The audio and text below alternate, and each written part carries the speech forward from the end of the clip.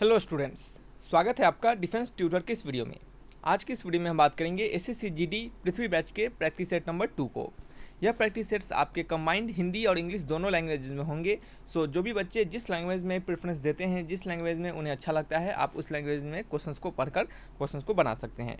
यह लेवल 2 का लेक्चर 2 है, यानी प्रैक्टिस सेट 2 है। और आपको बता दें कि इन वीडियोस के सभी वीडियोस के पीडीएफ जो होंगे आपको डिस्क्रिप्शन बॉक्स में लिंक दिए जाएंगे। उस लिंक पर क्लिक करके पीडीएफ को डाउनलोड कर सकते हैं, या फिर आप सिंपली टेलीग्राम चैनल को ज्वाइन कर लीजिएगा, जिसके लिंक आपको डिस्क्रिप्शन बॉक्स में ही मिल जाएंगे। आपको डायरेक्टली टेलीग्राम चैनल पे भी पीडीएफ के लिंक, वीडियोज़ के नोटिफिकेशन और जो भी लेटेस्ट अपडेट्स होते हैं उनके नोटिफिकेशन आपको रेगुलर आपको बेसिस पे दिया जाता है। तो आप टेलीग्राम चैनल को जरूर ज्वाइन कीजिएगा। आपके लिए फ्री में ऑनलाइन मॉक टेस्ट भी डिज़ाइन किया गया है, जिसके लिंक आपको डिस्क्रिप्शन बॉक्स में ही स्टार्टिंग में मिल जाएंगे। सो उस लिंक पर क्लिक करके आप फ्री में ऑनलाइन मॉक टेस्ट को दे सकते हैं, जिससे कि आपको यह पता चलेगा कि आपकी प्रिपरेशन लेवल कहाँ तक आप अपने प्रिपरेशन को कर चुके हैं और आपके लेवल कितने हो चुके हैं। फ्री प्रैक्टिस टेस्ट को जरूर दीजिएगा, ताकि उससे आपको तरीका पता चलेगा कि आपको एग्जामिनेशन में आप कैसे समय के साथ कैसे अपने क्वेश्चंस को अटेम्प्ट कर पाए। ठीक है, तो फ्री प्रैक्टिस सेट्स के लिंक आपको डिस्क्रिप्शन में मिल जाएंगे स्टार्टिंग में ही, नहीं तो आप टेलीग्राम चैनल को ज्वाइन कर लीजिएगा। जैसे सभी प्रैक्टिस सेट्स को अपडेट किया जाता है, बस आपको उसी समय आपको टेलीग्राम चैनल पे लिंक भेज दिए जाएंगे और आप वहाँ पे डायरेक्टली उसी लिंक से आप प्रैक्टिस सेट्स को दे पाइएगा।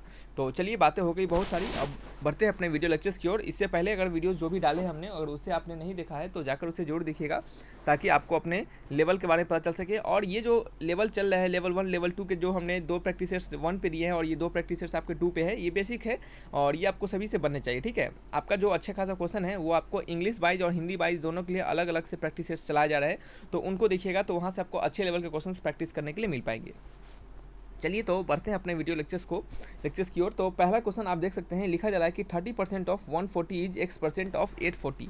तो x का वैल्यू क्या होगा, यानी 30% ऑफ 140 का 30% कितना है, बराबर है x% ऑफ 840 के। तो x का वैल्यू कितना होगा, तो देखते हैं। 30% of 140 is equal to x% of 840। ठीक है, तो 30/100 गुने 140 इज इक्वल टू x/100 गुने 840। ठीक है, यही होगा। यहाँ 100 से ये 100 कट जाएगा आपका, और देन फिर आपका x का वैल्यू कितना आ जाएगा, 30 गुने 140 अपॉन क्या हो जाएगा 840। ठीक है, ये 0 से एक 0 कट गया, ये आपका हो गया 30 इंटू 14 अपॉन 84।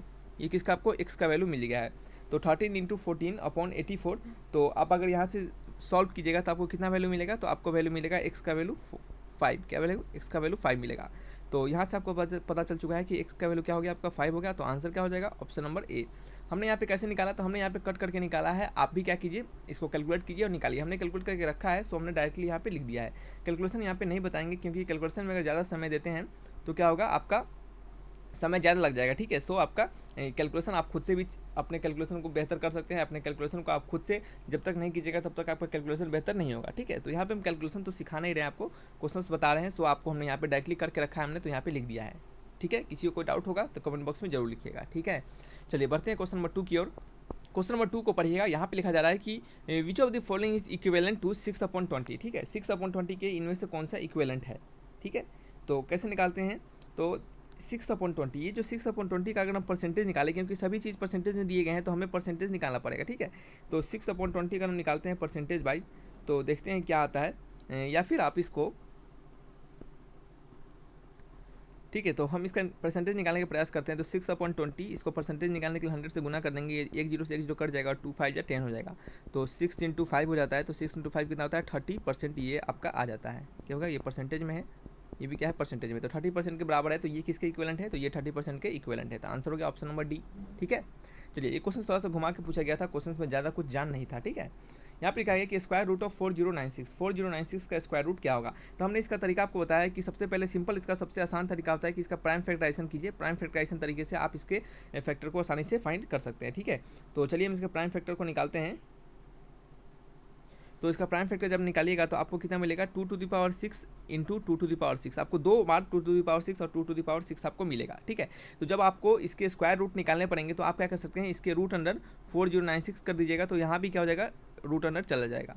ठीक ठीक है। तो इन दोनों पे क्या हो जाएगा 2 to the power 6 2 to the power 6 हो जाएगा। तो जब इनका रूट निकालिएगा तो ये आपका कितना हो जाएगा 2 टू द पावर 3 निकलेगा और ये भी 2 टू द पावर 3 निकलेगा। या फिर सिंपली आप यहाँ पे समझ सकते थे कि ये 2 टू द पावर 6 का होल स्क्वायर है, तो यहाँ से स्क्वायर से रूट हटा देते हैं और ये डायरेक्टली 2 टू द पावर 6 हो जाता है। तो यहाँ पे 2 टू द पावर 6 हो गया, यह हो गया आपका 4096 का root under. 2 to the power 6 को आप 64 लिखते हैं तो इसका आंसर हो गया ऑप्शन नंबर सी यानी 64। ठीक है, चलिए नेक्स्ट क्वेश्चन आपका क्वेश्चन नंबर 4 है। नंबर 4 में लिखा जा रहा है कि LCM of 2 into 3 into 5 and 3 into 5 into 7 is equal to.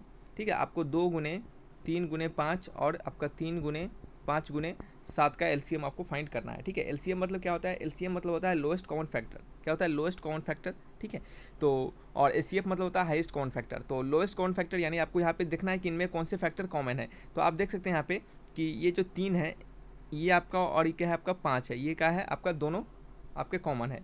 ठीक है, तो हम यहाँ पे क्या लिखेंगे 3 लिखेंगे और 5 लिखेंगे। ठीक है, और साथ ही में याद रखिएगा यहाँ पे बच्चे क्या करते हैं थोड़ा सा कंफ्यूज हो जाते हैं। यहाँ पे हमने आपको जब एचसीएफ निकालने का तरीका सिखाया था जिस समय, तो हमने आपको कहा था कि हाईएस्ट कॉमन फैक्टर उसका नाम है लेकिन उसका काम क्या है लोएस्ट कॉमन फैक्टर की तरह।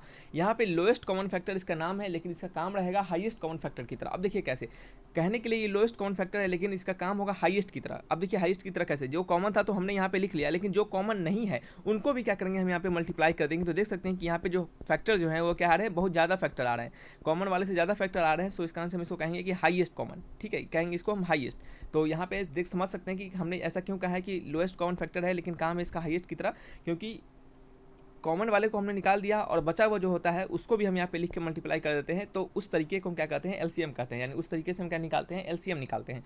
तो उस तरीके से हमने एलसीएम निकाला तो 3 5 15 अब 15 दूना 30 और 30 गुने 7। ठीक है, तो सॉरी यहाँ पे करने की जरूरत ही नहीं है क्योंकि यहाँ पे डायरेक्टली आंसर इसी प्रकार से दिया गया है 2 3 5 7।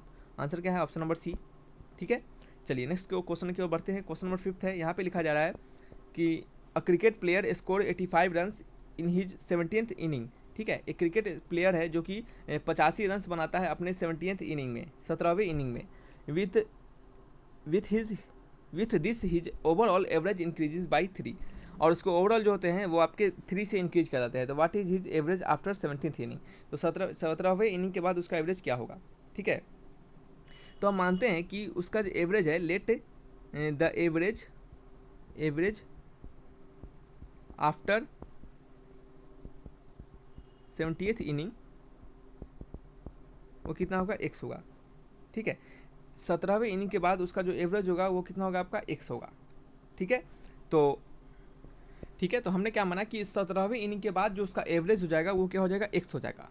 ठीक है, क्वेश्चन के अकॉर्डिंग में कहा जा रहा है कि 17वें इनिंग में वो कितना 85 रन बनाता है, 85 रन बनाता है और क्या करता है अपने औसत को यानी अपने एवरेज को 3 से क्या करता है इंक्रीज कर देता है।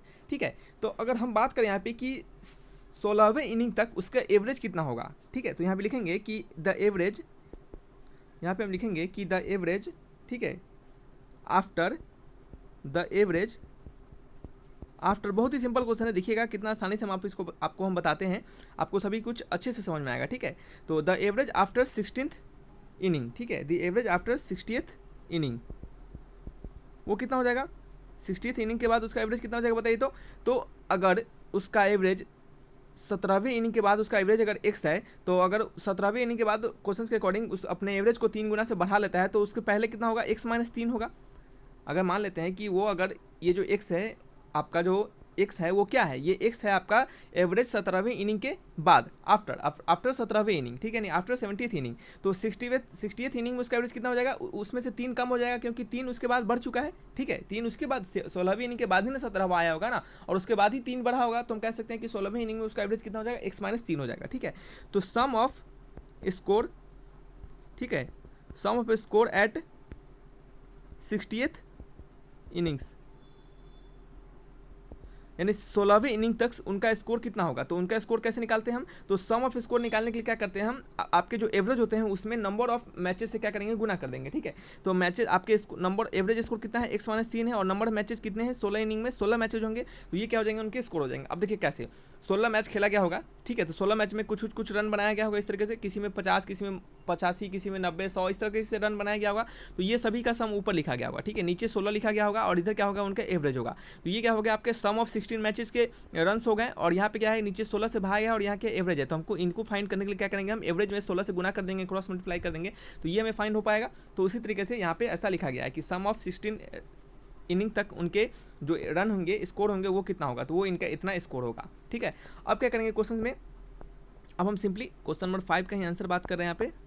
अब हम सिंपल यहाँ पे क्या करने वाले हैं कि ये जो आपका स्कोर आ गया है वो 16 इनिंग तक आ गया, ठीक है। तो हम निकालेंगे average after AFTER after 70th inning. 70th inning के बाद उनका एवरेज कितना हो जाएगा, तो ये आपका हो जाएगा 16वीं इनिंग तक का स्कोर का सम प्लस 17वीं इनिंग में जो स्कोर किए हैं उनका सम अपॉन क्या करेंगे, टोटल जो उनके मैचेज होंगे कितने हो जाएंगे, 17 हो जाएंगे। यानी कहने का मतलब कि 16वीं इनिंग तक उनका स्कोर कितना है, 16 गुने x-3 प्लस करेंगे कितना, 17वीं इनिंग का सम। 17वीं इनिंग में कितना स्कोर मारा है, तो 85 रन मारा है, तो यहाँ पे 85 से गुना ऐड करेंगे। फिर नीचे क्या लिखेंगे, नीचे लिखेंगे 17वीं इनिंग, यानी टोटल जितना इनिंग है, टोटल मैचेज जितना खेला गया है वो कितना है, 17 मैच है, तो नीचे 17 से एवरेज इसी प्रकार से निकालते हैं, total sum upon total number, ठीक है। तो टोटल सम हमने निकाला, 16वीं इनिंग तक का सम यह है और 17वीं इनिंग का सम यह है, तो दोनों को ऐड किया हमने, अपॉन क्या किया, 17 से भाग कर दिया। और यह किसके बराबर है, तो हमने जो माना है प्रीवियस क्वेश्चन में कि प्रीवियस हमने स्टार्टिंग में जो माना है, क्या माना था कि आफ्टर 70th इनिंग उनका जो एवरेज हो रहा है वो x के बराबर हो जा रहा है, तो ये किसके बराबर हो जाएगा, या x के बराबर हो जाएगा। अब सिंपल क्रॉस मल्टीप्लाई कर देना है, तो क्या हो जाएगा, 17x equal to 16x minus 16 या 51 प्लस 85, ठीक है। तो 16x में से 17x गया तो कितना हो गया आपका, ये x हो गया, और यहाँ पे क्या हो जाएगा आपका 37 हो गया। तो x का वैल्यू कितना गया, 37 हो गया। नहीं, उनका एवरेज जो है वो किसका कितने हो गया, आपका एवरेज जो है उनका आपका 17वीं इनिंग के बाद उनका एवरेज 37 हो गया। आंसर क्या हो गया, option number A is the correct answer, ठीक है। तो ये क्वेश्चन बहुत ही सिंपल था। देखिए, भले यहाँ पे हमने आपको थोड़ा स्टेटमेंट लिखकर बताया है तो थोड़ा सा लंबा जा रहा होगा, लेकिन अगर आप इस क्वेश्चन को बनाइएगा तो 2 लाइन की ये क्वेश्चन बनने वाले हैं, ठीक है। एक तो लाइन आप सिंपल खुद से मानिएगा कि x आपका क्या है, इसका इनिंग है, फिर क्या कीजिएगा, x को आप बराबर कीजिएगा किसके, 16वां इनिंग का सम प्लस आपका 17वां इनिंग का सम अपॉन क्या करेंगे, 17 से, ठीक है। इस तरीके से आप इसके आंसर को फाइंड कर पाइएगा। समझ रहे हैं, किसी प्रकार का डाउट होगा तो कमेंट बॉक्स में लिखिएगा। हालांकि ये बहुत ही सिंपल क्वेश्चन है, लेवल 2 के क्वेश्चन भी हमने आपको कहा था कि सिंपल ही क्वेश्चन होंगे, ज़्यादा टफ क्वेश्चन नहीं होंगे। लिखा जा रहा है कि brass content copper and zinc in the ratio of 11:6 respectively. Question 6 में यहाँ पे है कि ब्रास कंटेंट करता है कॉपर और जिंक को इन द रेशियो ऑफ 11:16, ठीक है। In what amount is zinc present in 850 kg of brass, ठीक है। तो कितने 850 kg ऑफ ब्रास में कितने अमाउंट ऑफ ब्रास प्रेजेंट होंगे, ठीक है। तो कैसे फाइंड करेंगे हम, तो जब सबसे पहले देखिए इनका रेशियो दिया गया है कि ब्रास अगर 11 और ब्रास में कॉपर 16 है और जिंक क्या है आपका 6 है, ठीक है। तो 850 kg में जिंक कितना प्रेजेंट होगा, ठीक है। तो जिंक का जो रेशियो होगा वो क्या होगा, तो जिंक का रेशियो 6 है, अपॉन क्या है, टोटल कितना है 11 + 6 कितना होगा आपका, ये आपका 17 होगा। यानी जो आपके पूरा कंपोजिशन में, यानी ब्रास के पूरा कंपोजिशन में जिंक का जो कंपोजिशन है वो कितना है, 6/17 है। ब्रास के होल कंपोजिशन में जिंक का जो कंपोजिशन है वो कितना है आपका, 6/17 है। तो ये किसका, जिंक का कंपोजिशन निकल चुका है। आपको कहा जा रहा है कि 850 kg ऑफ किस में, 850 kg ऑफ ब्रास में जिंक कितना प्रेजेंट होगा। तो हम क्या करेंगे, 6/17 को क्या करेंगे, 850 से इसको गुना कर देंगे, ठीक है। तो 850 से हमने जब गुना किया तो आप क्या कीजिए, 850 को 17 से काटिए, तो देखिए तो कट रहा है कि नहीं, तो ये 50 टाइम्स कट जाएगा, तो ये आपका क्या हो गया, 50 टाइम्स कट गया। हालांकि ये किस में आएगा, ये केजी है तो ये केजी में ही आएगा। तो 6 गुने 50 ये आपका केजी, तो 6×5 कितना होता है आपका, तो 6×5 आपका होता है 30, कितना होता है 30, यानी 300 kg इसका आंसर हो जाएगा। आंसर क्या हो गया, option number D is the correct answer, ठीक है। तो ये सिंपल इस तरीका है इस क्वेश्चन को बनाने का, कोई फालतू यहाँ पे लिखने की जरूरत नहीं है। सिंपल सा आप उनके प्रोपोर्शन निकाल लीजिए, वो कितना प्रोपोर्शन में है। यहाँ पे देख रहे हैं कि जिंक जो है आपका वो 6/17 प्रोपोर्शन में है, ठीक है। तो वहाँ पे उनका हम उसके बाद जितने भी प्रोपोर्शन में कहेगा, जितने भी केजी में कहेगा उस केजी में हम उनका हम अमाउंट को फाइंड कर पाएंगे। यहीं पे अगर आपसे पूछा रहा था कि कॉपर कितने प्रोपोर्शन है, अब कॉपर कितने अमाउंट में है 850 kg में, तो आप क्या करते कॉपर का निकालने के लिए, ठीक है, कॉपर का निकालने के लिए आप क्या करते, इसका प्रोपोर्शन कितना हो जाता है, तो 11/17 गुने क्या करते 850 kg कर देते, ये क्या हो जाता है आपका कॉपर का अमाउंट निकल जाता, ठीक है।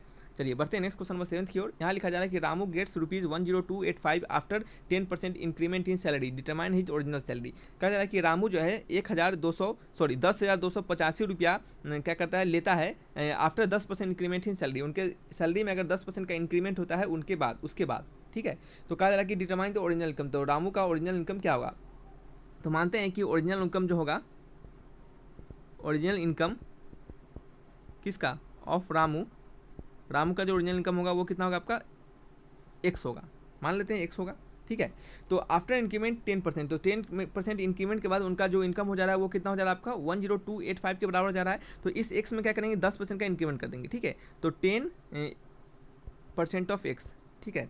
तो यहाँ पे लिखेंगे हम 10% ऑफ एक्स यानी एक्स प्लस क्या करेंगे इसमें हम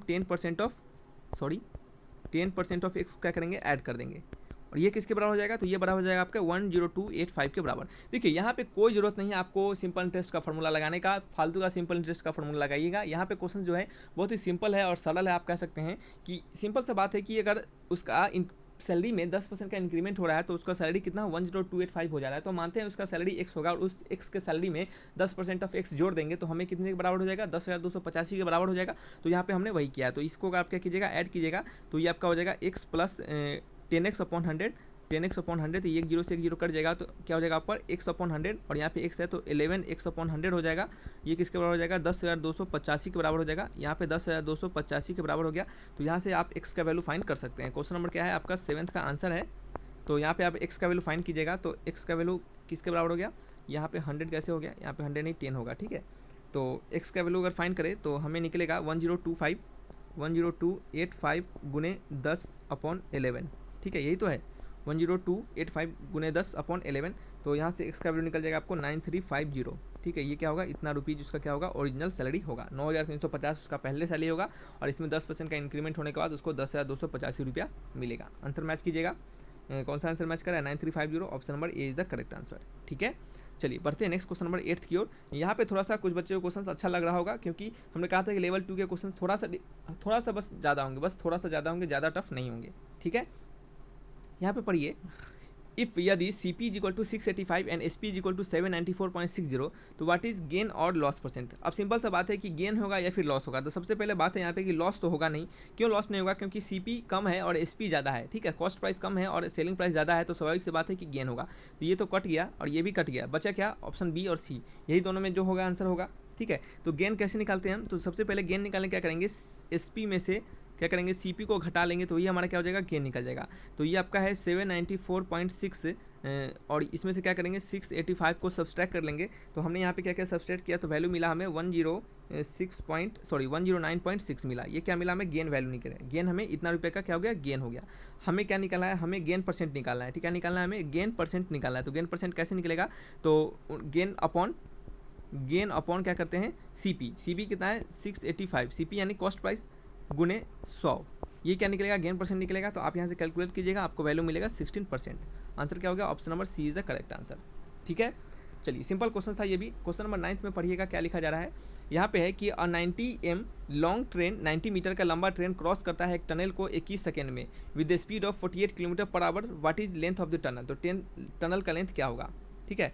तो अगर वो जो ट्रेन है उसकी लंबाई 90 मीटर दी गई है और वह 21 सेकेंड में 48 घंटे प्रति किलोमीटर के रफ्तार से, ठीक है, 48 घंटे या फिर कह सकते हैं 48 किलोमीटर प्रति घंटे की रफ्तार से क्या कर रहा है वो उस टनल को कवर कर रहा है, तो उस टनल का लेंथ क्या होगा। तो कोई भी ट्रेन हमने आपको पहले भी बता कर रखा है, शायद अगर आपने प्रीवियस जो वीडियोस हमने हमारे देखे होंगे, अगर आपने इंग्लिश के वीडियोस देखे होंगे जो पृथ्वी बैचेस के ही एसएससी के पृथ्वी बैचेस के जो हमने वीडियो लेक्चर्स दे रहे हैं, तो वहाँ पे आपने देखे होंगे कि हमने आपको बताया था कि कोई भी ट्रेन जो होगा वो तभी कवर कर पाता है किसी भी कह सकते हैं टनल को या फिर कुछ भी को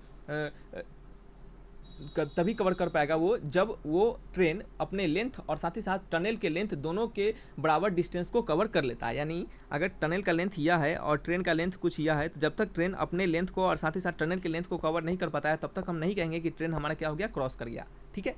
चलिए तो इस अकॉर्डिंग जो आपका स्पीड होगा वो क्या होगा, आपका स्पीड होगा आपका डिस्टेंस अपॉन टाइम। डिस्टेंस बोलता है स्पीड अपॉन टाइम, तो स्पीड इक्वल टू क्या हो गया डिस्टेंस अपॉन टाइम। डिस्टेंस कितना होगा, टनल का लेंथ 90 मीटर है और मानते हैं कि ट्रेन का लेंथ 90 मीटर है और मानते हैं हम कि टनल का लेंथ कितना है x मीटर है, मान लेते हैं, ठीक है। अपॉन टाइम कितना है 21 सेकेंड है। तो सबसे पहले ये हमने ऐसा कर दिया, स्पीड का वैल्यू हमने निकाल लिया। हालांकि स्पीड का वैल्यू में 48 किलोमीटर प्रति घंटा दिया गया है, तो हम क्या कर सकते हैं इस 48 किलोमीटर को मीटर पर सेकंड में कन्वर्ट करेंगे। तो इसको हमने क्या किया 5/18 से इसको हमने मल्टीप्लाई कर दिया, ठीक है। तो 5/18 से मल्टीप्लाई करेंगे तो कितना मिलेगा हमें, तो चलिए इसको बाद में कैलकुलेट करेंगे, पहले हम इसी लिख लेते हैं। तो 90 + x/21, ठीक है, यह हो गया। तो 48 × 5 कर लेते हैं, तो ये आपका 240 हो जाएगा, गुने 21 इज इक्वल टू कितना हो जाएगा 90 गुने 18 प्लस x गुने 18, ठीक है। तो 240 में क्या करेंगे, 21 से मल्टीप्लाई करेंगे तो ये आपका आ जाएगा 5040, उसमें से माइनस करेंगे कितना 90 इंटू 18, तो 1620 इक्वल टू 18 इंटू एक्स, ठीक है। तो 5040 इसको आप कैलकुलेट कीजिएगा तो आपको वैल्यू मिलेगा 190। कितना मिलेगा, एक्स का वैल्यू 190, ये क्या हो जाएगा, मीटर हो जाएगा। आंसर मैच करेंगे, option number A is the correct answer, ठीक है। किसी को डाउट होना नहीं चाहिए, अगर किसी को डाउट होता है तो कमेंट बॉक्स में लिखिएगा। सिंपल सा लॉजिक था कि यहाँ पे ट्रेन जो है वो टनल को कब कवर करेगा, जब वो ट्रेन अपने लेंथ और साथ ही साथ टनल के लेंथ दोनों डिस्टेंस को एक साथ कवर कर लेगा, तभी कहेंगे कि हमारा ट्रेन जो क्या हुआ वो उस टनल को कवर कर पाया, ठीक है। चलिए बढ़ते हैं नेक्स्ट क्वेश्चन नंबर 10th की ओर। 10th नंबर क्वेश्चन में क्या लिखा जा रहा है, पढ़िएगा। यहाँ लिखा जा रहा है कि the area of square field is 112.96 centimetre square. किसी स्क्वायर फील्ड का एरिया जो है वो आपका 12.96 सेंटीमीटर स्क्वायर दिया जा रहा है। What will be the length of wire to fence the field, तो उस फील्ड को फेंस करने के लिए कितना लेंथ ऑफ वायर हमें लगेगा, ठीक है। यानी एक चौकार का क्षेत्रफल 12.96 सेंटीमीटर स्क्वायर है। उस चौकोर की बाढ़ लगाने में इस्तेमाल की जाने वाली तार की लंबाई कितनी होगी। सिंपल से बात है, फेंसिंग करना मतलब उसको घेरावन करना है, उसको घेरा करना है, तो उसको घेरा करने में कितना लेंथ ऑफ वायर हमें लगेगा, ठीक है। तो सिंपल सा लॉजिक है कि उस चौकोर को यानी उस स्क्वायर फील्ड को अगर आपको घेरा करना है तो कहने का मतलब है उसके अगर आप पेरीमीटर को फाइंड कर लेते हैं तो आपको पता चल पाएगा कि आप कितने लेंथ ऑफ वायर को लगेगा। जैसे यही ना आपका फील्ड होगा, ठीक है। अगर आप इस फील्ड के इसको इन सभी लेंथ को क्या करना है, आपको घेरा करना है, ठीक है। इस सभी लेंथ को आपको घेराबंदी करना है आपको, तो अगर आप इनके पेरीमीटर को फाइंड कर लीजिएगा तो आपको पता चल पाएगा कि आप कितने लेंथ ऑफ वायर लगाएंगे ताकि आपका क्या हो, पूरा जो एरिया है वो क्या हो जाए, आपका घिर जाए, ठीक है। तो एरिया हमें पता चल चुका है, और एरिया ऑफ स्क्वायर होता क्या है, तो एरिया ऑफ स्क्वायर क्या होता है, एल स्क्वायर होता है। तो यहाँ पे L square equal to 12.96 centimetre square हो गया। तो एल का वैल्यू कितना हो गया आपका, एल का वैल्यू हो गया √12.96। इसका वैल्यू निकालिएगा आप, तो ये क्या हो गया आपका, देखिए 1296 जो है ये आपका 36 का क्या है, स्क्वायर है, ठीक है। और 36 का स्क्वायर है तो नीचे अगर आप जीरो बैठाइएगा तो क्या हो जाएगा, नीचे 2 जीरो हो जाएगा, तो ऊपर 36 आ जाएगा और नीचे क्या हो जाएगा, एक 10 आ जाएगा। तो 36/10 क्या हो जाएगा, 3.6 हो जाएगा, ठीक है। ये क्या हो जाएगा, सेंटीमीटर में हो जाएगा। पेरीमीटर कैसे निकलेगा, 4 टाइम्स ऑफ एल होता है पेरीमीटर। एरिया ऑफ स्क्वायर क्या होता है, एल स्क्वायर होता है, और पेरीमीटर ऑफ स्क्वायर क्या होता है, 4 टाइम्स ऑफ एल होता है। तो एल का वैल्यू निकल चुका है 36, 3.6, उसको क्या करेंगे 4 से मल्टीप्लाई कर देंगे तो ये क्या हो जाएगा, सेंटीमीटर में आ जाएगा। तो इसको मल्टीप्लाई किया हमने, तो मल्टीप्लाई करने के बाद आपको वैल्यू मिलेगा 14.4 सेंटीमीटर, ठीक है। तो ये क्या निकल गया, आपका पेरीमीटर निकल गया। यानी कहने का मतलब है कि इतना ही लेंथ आपको लगेगा उस पूरे फील्ड को क्या करने में, फेंसिंग करने में, या फिर क्या है उस पूरे फील्ड को घेराई करने में, ठीक है। तो ये क्या थे आपके 10 क्वेश्चंस थे जो कि हमने आपको यहाँ पे बताया है। किसी क्वेश्चंस में प्रॉब्लम होगा तो आप हमें बेझिझक कमेंट बॉक्स में लिखकर पूछ सकते हैं। यहाँ पे बेहतरीन लेवल का क्वेश्चंस को करवाया गया है और आपको इसी प्रकार से सभी क्वेश्चंस के लेवल बारी बारी से बढ़ते चले जाएंगे, क्योंकि हमने आपको हमेशा कहा है कि जब भी हम पढ़ाएंगे तो आपको बेसिक से पढ़ाएंगे ताकि आपका क्या हो, हर एक चीज़ कंसेप्ट क्लियर होते चले, ठीक है। तो चलिए रखते हैं इस वीडियो को यहीं पे, मिलेंगे नेक्स्ट वीडियो में इसी तरह के वीडियो के साथ में। और डाउट हो तो कमेंट बॉक्स में जरूर लिखिएगा। टेलीग्राम चैनल को मस्ट ज्वाइन कीजिएगा क्योंकि वो आपके लिए बहुत ही इंपॉर्टेंट है। Thanks for watching my video, तब तक के लिए बाय बाय।